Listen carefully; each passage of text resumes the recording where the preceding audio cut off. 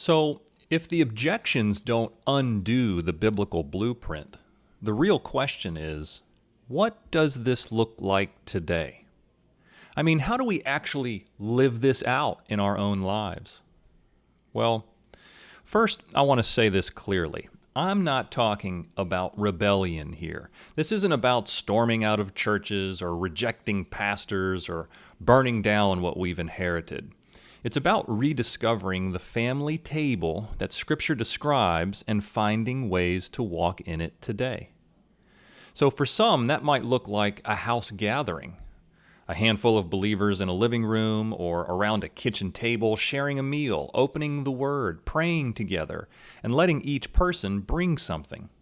It might be midweek, it might be Sunday afternoon. It doesn't have to replace larger gatherings, but it recenters what church life was meant to be: participatory, relational, Christ-focused.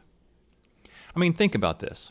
If the church in Acts met in homes daily, breaking bread and sharing life, why should we think 1 hour in a building once a week is enough? We need both, the bigger expression and the smaller, more intimate one. But if we never discover the table, we miss the heartbeat. And this is where the personal challenge comes in.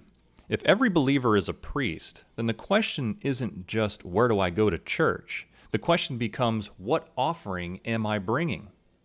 Remember back in section 3, we talked about the turtle doves, that even if all you had was a small bird, it was still an acceptable offering to the Lord? Well, the same is true here. Maybe you bring a song.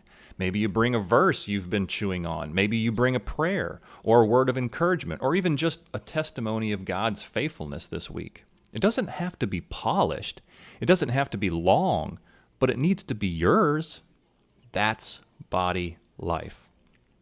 And listen, this isn't just about being built up. Jesus said in John 13:35, "By this all people will know that you are my disciples, if you have love for one another."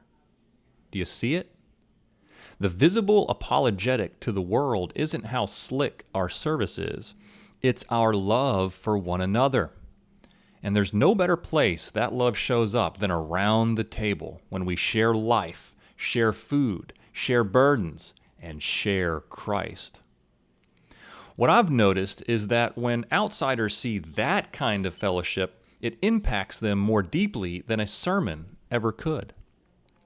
They may argue with doctrine, they may dismiss a preacher, but they can't argue with genuine love expressed in a family of believers who actually live like brothers and sisters.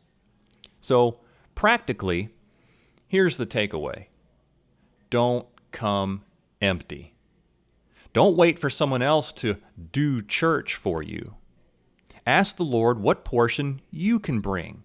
Gather with others, even if it's small, even if it's messy, even if it's just a pot of chili in someone's kitchen. That's where Christ is displayed most clearly. And here's the guardrail. This isn't about chaos. This isn't about trying to dethrone leaders. It's about humbly returning to what Scripture says and doing it in love. That's the heart behind all of this. And all of this leads to one final question, the closing challenge. Will we settle for entertainment, or will we step into edification? That's where we'll go next.